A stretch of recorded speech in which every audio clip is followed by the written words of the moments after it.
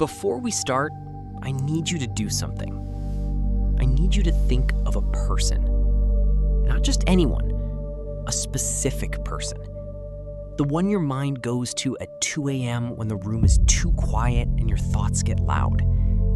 The one you've blocked and unblocked more times than you can count. The one your friends stopped asking about because they got tired of the answer. You know exactly who I'm talking about. You felt it the moment I said it. Now here's what I want you to notice right now, not later, right now. Notice what just happened in your body when you thought of them. Did your chest tighten? Did something in your stomach shift? Did a part of you feel a strange mix of pain and warmth at the exact same time? That feeling has a name. And by the end of this video, you are going to understand it so completely that you will never look at that relationship or yourself the same way again. But I have to warn you, what we're about to get into is not comfortable. It is not a listicle. It is not 5 quick tips you can screenshot and forget about. This is going to take time. It's going to go deep. And at some point in the next 30 minutes, something I say is going to hit you somewhere you weren't expecting. Stay with me when that happens. Because the fix, and there is a real fix, not a surface level one, only makes sense once you understand the full picture. And I'm gonna give you the full picture, every uncomfortable piece of it. But before we go any further, if you found this video, your algorithm already knows something about you. It knows you think deeper than most. This channel is built for exactly that kind of mind. Hit subscribe so we can keep going deeper together. You're gonna wanna be here for what's coming. Okay, let's go. His name was Daniel, and I want you to picture him clearly because he is not some naive, desperate person who didn't know better. Daniel was grounded. He was the kind of man who his friends described as solid, the one people called when things got hard, not because he had all the answers, but because he had a way of making a room feel steadier just by being in it. He was perceptive, emotionally intelligent in a way that most men his age hadn't bothered to develop, and deeply, genuinely kind in the way that isn't performed. He was 33 years old when he met Serena, and Serena was, on every surface level, extraordinary. She walked into the party where they met like she had already decided it was worth attending, which somehow made everyone in the room quietly agree with her. She had a laugh that arrived before the joke landed, and a way of giving her attention that felt like a gift. When she spoke to Daniel that first night, she looked at him the way people look at something rare, something they hadn't expected to find. He drove home that night thinking about her before he'd reached the end of her street. 3 weeks later, they were inseparable. And I need you to understand that this part was real. That warmth, that electricity, that sense of the world being slightly more vivid when she was in it, it was real. The people who've never been inside a relationship like this always assume the beginning must have been obviously wrong somehow. It wasn't. The beginning was the kind of thing people write about. The kind of beginning that becomes the story you tell about how you met forever. Daniel told his brother he thought Serena might be it. His brother met her once and said she seemed like a lot. Daniel filed that away and kept moving forward. The first crack was so small, Daniel genuinely wasn't sure it had happened. They were supposed to meet for dinner on a Thursday. He'd booked a restaurant she'd mentioned wanting to try, cleared his schedule, got there 12 minutes early because that was just who he was. At 7:30, she texted to say something had come up with a friend. Not an emergency, just something she didn't want to miss. Daniel sat at the table for a few minutes, then asked the waiter to box up the bread they'd already brought, and went home. He told himself it was fine. Things come up. But in the back of his chest, not his head, his chest, something registered. Not anger, something quieter than anger. Something closer to the feeling of reaching for a light switch in the dark and finding the wall instead of where you expected. He didn't mention it to Serena. He didn't want to seem needy. That word, needy, would come to do a lot of work in the months ahead. 2 months later, the pattern had begun to take a shape Daniel could almost see if he squinted, but could never quite hold in focus long enough to name. Serena ran hot and cold in a rhythm that felt almost designed, though he never would have used that word at the time. There were stretches, sometimes days, sometimes a week or two, where she was all the way present. Warm, attentive, funny, the version of herself that had made him fall before he'd decided to. During those stretches, Daniel felt like the luckiest man in any room. Then something would shift. Not dramatically. She wouldn't fight with him or pull away, obviously. She would just become slightly less available, slightly more distracted. Her texts would take longer. Her laughter would be a degree cooler. She'd be there, but somehow not there. The way a person can be physically present and emotionally a long way away. And Daniel, being who he was, would assume he'd done something. He'd replay conversations looking for the moment things had changed. He'd be more attentive, more considerate, more careful with his words. He'd suggest plans he thought she'd enjoy. He'd check in more. He didn't call it anxiety. He called it caring about the relationship.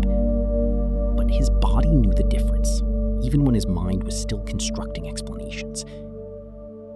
Here's what was happening physiologically, and this is the part we're going to come back to in detail. Every time Serena ran cold, Daniel's nervous system registered it as a low-grade threat.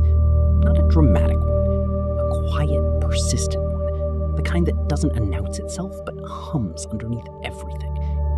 And the only thing that reliably turned off that hum was Serena returning to warmth. She had become, without either of them fully understanding it, both the source of the distress and the only available remedy. That is not a relationship dynamic. That is a trap with the door left open. We'll come back to why the past matters here, because it matters more than almost anything else in this story. Before we go further, I want to ask you something, and I genuinely want you to answer in the comments below.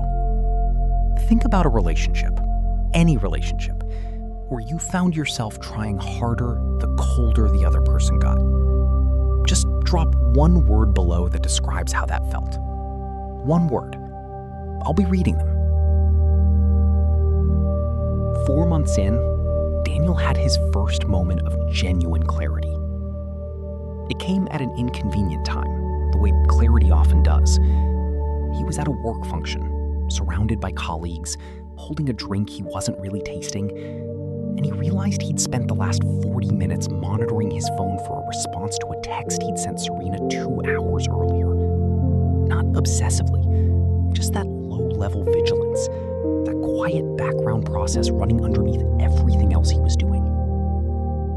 He looked at the phone, then he looked up at the room around him. Good people, interesting conversations happening without him, because he'd been only half present for all of them. He thought, when did I become someone who does this? Not accusingly toward Serena, accusingly toward himself. Because that was one of the things the dynamic had built in him without his permission. A reflexive tendency to turn concern inward, to locate the problem in himself before anywhere else. He went home that night and sat on the edge of his bed in the quiet and felt something he struggled to name for a few minutes. Then he named it. He felt small. Not in a dramatic, falling apart way, in a quiet, chronic way.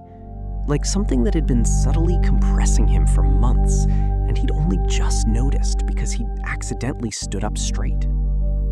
He picked up his phone to call his brother. Then he put it down. Because in the same breath, he thought about the last time Serena had been completely, wholly present with him. 2 weeks ago, a Sunday morning, coffee and no plans, and her laughing at something stupid he said, with her whole face. And the memory of it felt so good, so worth protecting, that he convinced himself this stretch was temporary, that he just needed to be more patient. He put the phone down, and he tried harder. I need you to stay with this moment. Because I know some of you just felt that. The trying harder. The collecting of good moments as evidence that it's worth staying. The way the memory of the best version of the person can function like a leash, even when the current version of them is somewhere far away. That is not weakness. That is your nervous system doing exactly what it was built to do.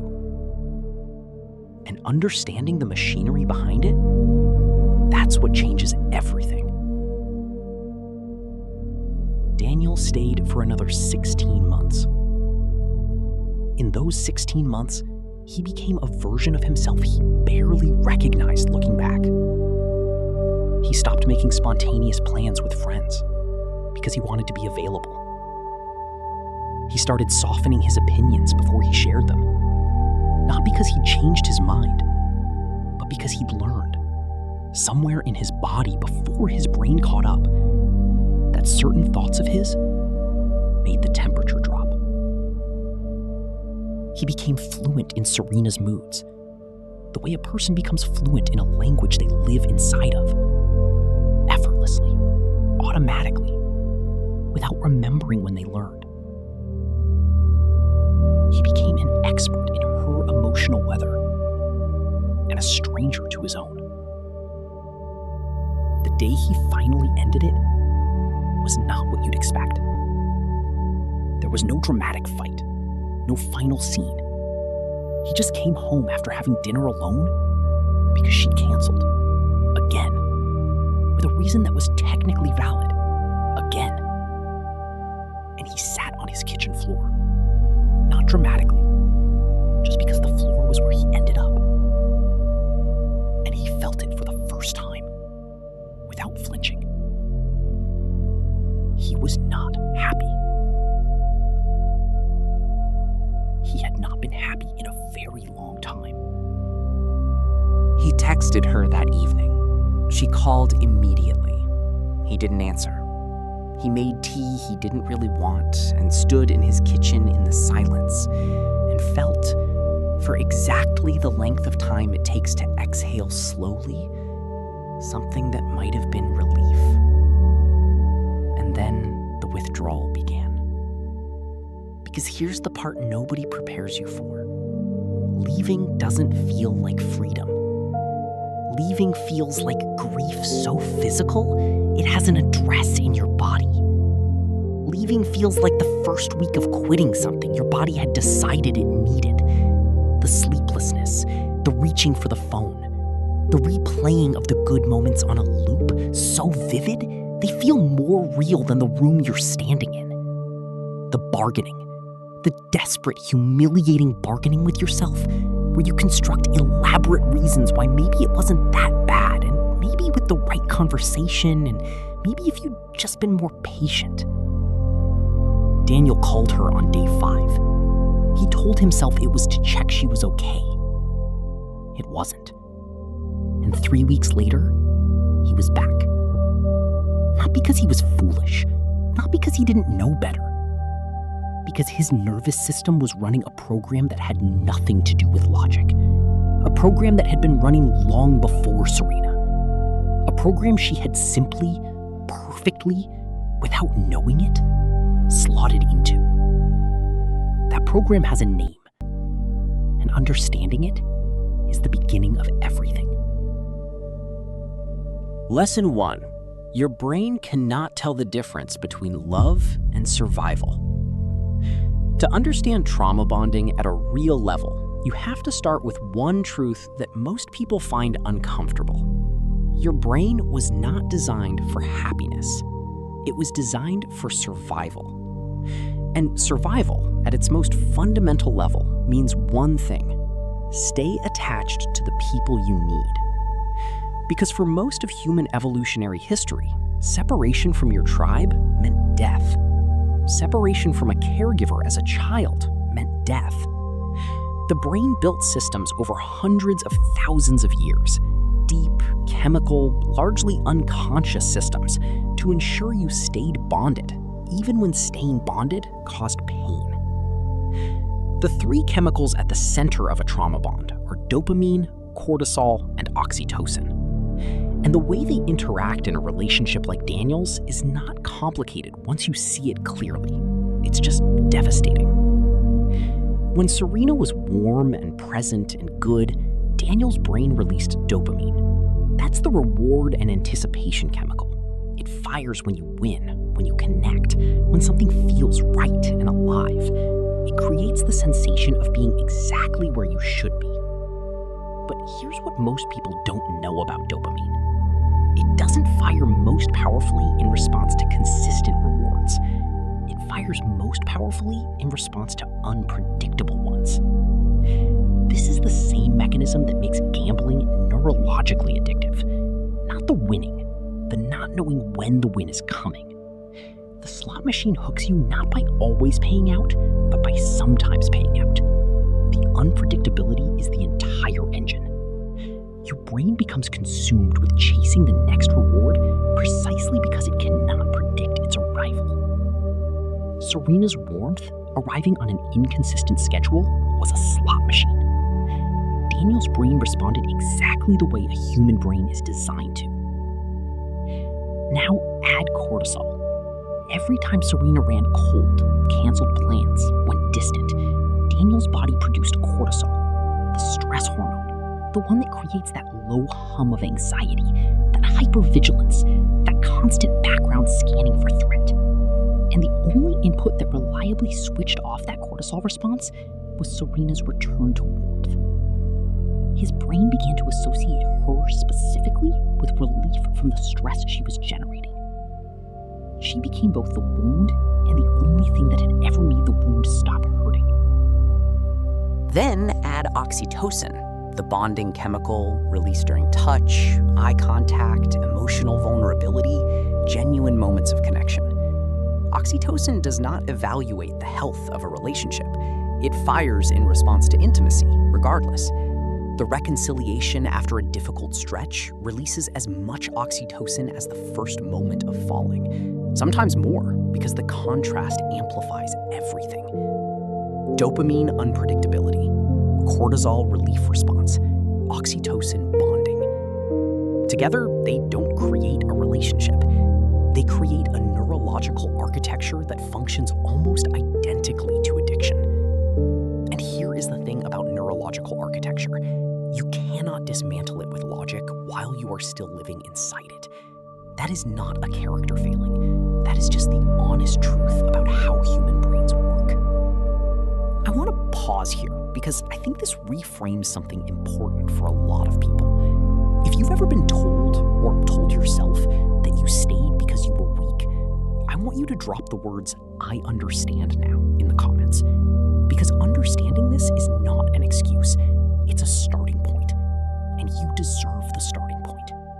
Lesson 2, the familiarity loop. Why this person felt like home. Remember when I said Daniel's nervous system had been here before? This is where we go there. There is a concept in psychology called repetition compulsion. It was first described by Freud and significantly expanded by attachment theorists and trauma researchers since. The core idea is that humans unconsciously recreate the emotional dynamics of their earliest relationships in their adult ones. Not because they are broken, not because they are masochists, but because the nervous system mistakes the familiar for the safe. And the familiar, at its root, means family. If the emotional architecture of your earliest experience of love involved inconsistency, warmth that had to be earned, attention that could be withdrawn, approval that was conditional, then your adult nervous system does not recognize those dynamics as warning signs when they appear in a new relationship. It recognizes them as something closer to home. Not the home you wanted, the home you learned. When Daniel first felt Serena's attention land on him fully, that quality of being truly seen, what was firing underneath the conscious experience was the echo of every moment in his childhood when he'd worked to earn that quality of presence from someone who didn't give it reliably. His father had been a good man, a present man in the physical sense, but emotionally, he ran on a frequency that Daniel as a child had spent years trying to tune himself to. Praise from his father felt extraordinary, precisely because it was rare. His father's approval was not guaranteed. It had to be won. And Daniel had been winning it and losing it and winning it back for as long as he could remember. He didn't know this consciously. He had never connected those dots. But his nervous system had been holding the map the entire time. When Serena arrived with her inconsistency, her intermittent warmth, her moments of extraordinary presence followed by withdrawal, his nervous system didn't say danger. It said, finally, a chance to get it right this time. That is not stupidity. That is the human system trying to resolve something unresolved through the only template it has ever known. The tragedy is that you cannot resolve a childhood wound inside an adult relationship with someone who is, consciously or not, benefiting from that wound staying open. Lesson 3. What trauma bonding does to your identity. The consequence of trauma bonding that gets spoken about least is not the anxiety or the addiction to the person or the grief when it ends. It is the identity erosion. It moves slowly enough that most people only see it clearly in retrospect. But across the course of a trauma-bonded relationship, something systematic happens to a person's relationship with their own sense of self. Their preferences blur. Their confidence in their own perceptions begins to crack. They start outsourcing their emotional reality to the other person, constantly cross-referencing what they feel against the other person's reaction to it, rather than simply trusting their own experience. Daniel, 16 months in, had opinions he had stopped voicing, preferences he'd quietly shelved, reactions he'd taught himself to delay or soften or reframe before they came out. Not because he'd changed, because he'd learned, in the way you learn a rule in a house where the rule is never stated directly, that certain versions of himself caused the temperature to drop. So those versions went somewhere, into a drawer he stopped opening. He described it later, in a conversation about that time in his life, as feeling like a dial that had been turned down so gradually he hadn't noticed the room getting quieter, until one day he realized he could barely hear himself think. That image matters. A dial turned down so gradually you don't notice. That is identity erosion.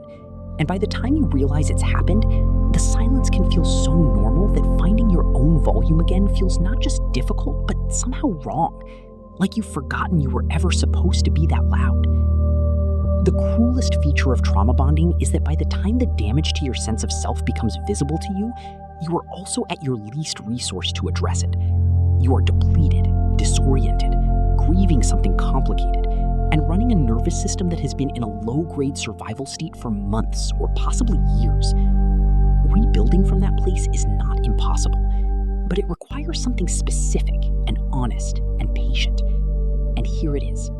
The fix is not what people expect. People expect a list of actions. Go no contact, block them, see a therapist, get back in the gym, journal.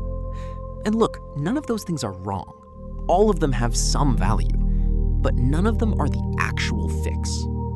The actual fix is rebuilding a working relationship with your own nervous system. Because the trauma bond was never fundamentally about the other person.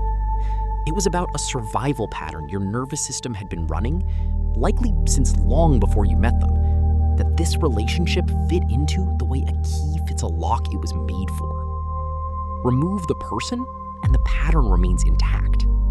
Which is why people leave relationships like this and find themselves, 18 months later, in something that looks completely different on the outside and feels identical on the inside.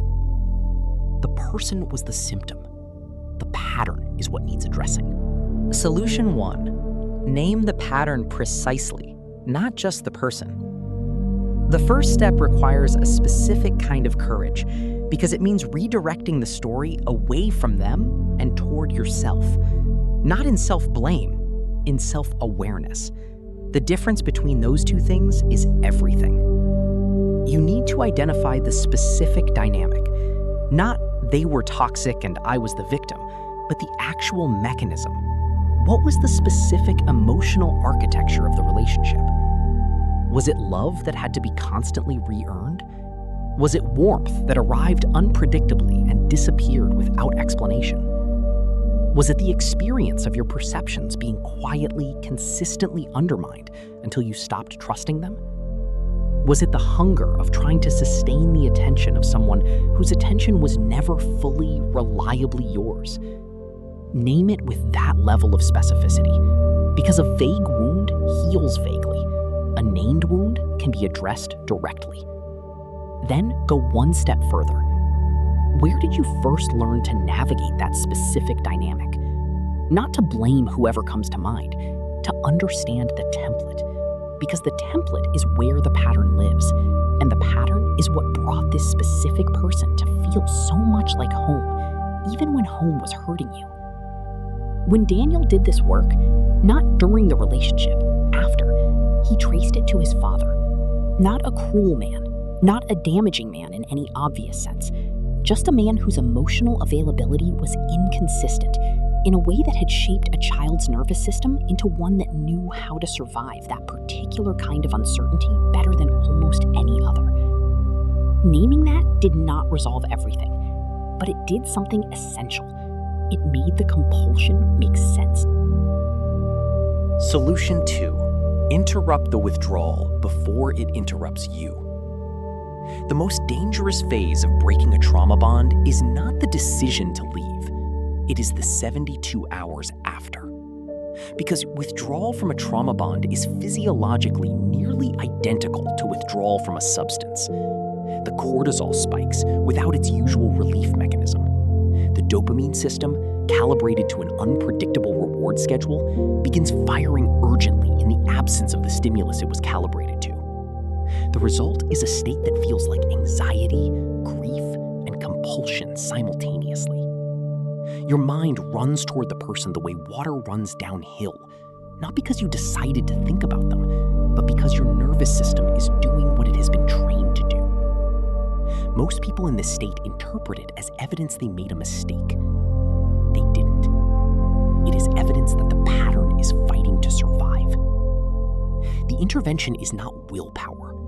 Willpower depletes, and when it depletes, the pattern wins. The intervention is physiological interruption, something that gives the nervous system an alternative input to process in the moment the craving fires. Not distraction. Distraction is scrolling or watching something to avoid feeling. Physiological interruption is a deliberate physical reset.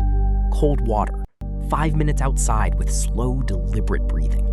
A specific piece of music associated only with feeling like yourself rather than with the relationship. Physical movement, intense enough to metabolize the cortisol biochemically rather than trying to think your way through it. You are not trying to stop feeling the withdrawal. You are teaching your nervous system that relief can arrive from somewhere other than one specific person. You are essentially reprogramming a reflex. That requires repetition and patience and a willingness to catch yourself in the 3 seconds before you reach for the phone, rather than after your finger is already on the call button. Those 3 seconds are not small. Those 3 seconds are where everything changes. Solution 3. Rebuild your relationship with your own perceptions. Remember the dial turned down so gradually, Daniel stopped noticing the silence. The rebuilding starts with acts so small they can feel embarrassing to name. You have an opinion about something minor, a film, a place to eat, how you want to spend a Sunday. Notice the automatic impulse to run it through the filter of how someone else would receive it. Notice it, and then don't run it through the filter. Just hold the opinion. Let it exist as yours for 30 seconds without seeking any external validation for it at all. That sounds almost insultingly simple. It is not simple when your relationship with your own perceptions has been quietly eroded over months or years. For some people inside a deep trauma bond, having a preference about what to eat for lunch and not immediately second-guessing it is a genuine act of reclamation. Start there. Keep a private record, not something to share, not a public journal, not something for anyone else. of things you notice and feel and think that belong entirely to you. Opinions that haven't been filtered, reactions you haven't softened, preferences you haven't checked against anyone's response. Over time, that record becomes the dial finding its way back up. Each entry is the room getting a little less quiet. Each entry is a piece of the pattern loosening its grip. Solution 4. The grief is real, and it deserves to be treated that way. The last thing before we close. The grief of leaving a trauma bond is legitimate grief, and it deserves to be treated as such. You are not grieving a delusion. You are grieving something that contained genuine moments of warmth and connection, threaded through something that was slowly diminishing you. That complexity is real. The popular advice to simply remind yourself it wasn't real creates a cognitive dissonance that slows healing rather than accelerating it. Because part of it was real. The feelings were real. Some of the moments were real. What wasn't real was the safety. What wasn't real was the version of yourself you had to keep becoming smaller to sustain. Grieve the real parts honestly. Release the architecture around them. And on the days when the withdrawal fires and your nervous system reaches backward towards something that felt like home, remember what home is supposed to feel like.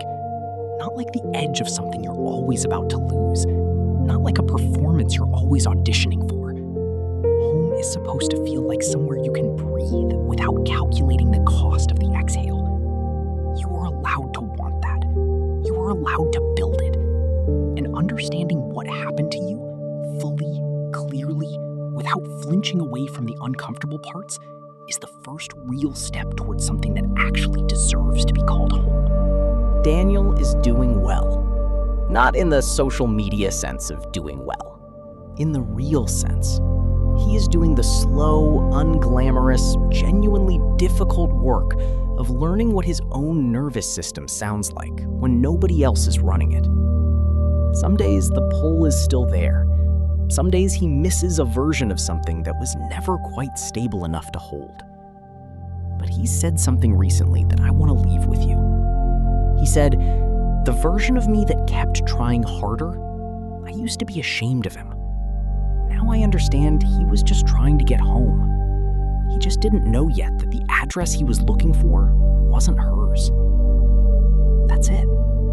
That's the whole thing. The love you were trying to earn was never theirs to give or withhold. It has been waiting at a different address the entire time. Before you go, drop a comment below with this. Finish this sentence honestly. The version of me that kept trying harder, deserved, just finish it however feels true for you. I'll be reading every single one. If this video reached somewhere real, share it with someone who needs to hear it. And subscribe to Psyche 1.0 if you haven't yet, because next week we go somewhere completely different. A new topic, a new rabbit hole, and something I think is going to surprise you. Take care of your mind. It's the only one you've got.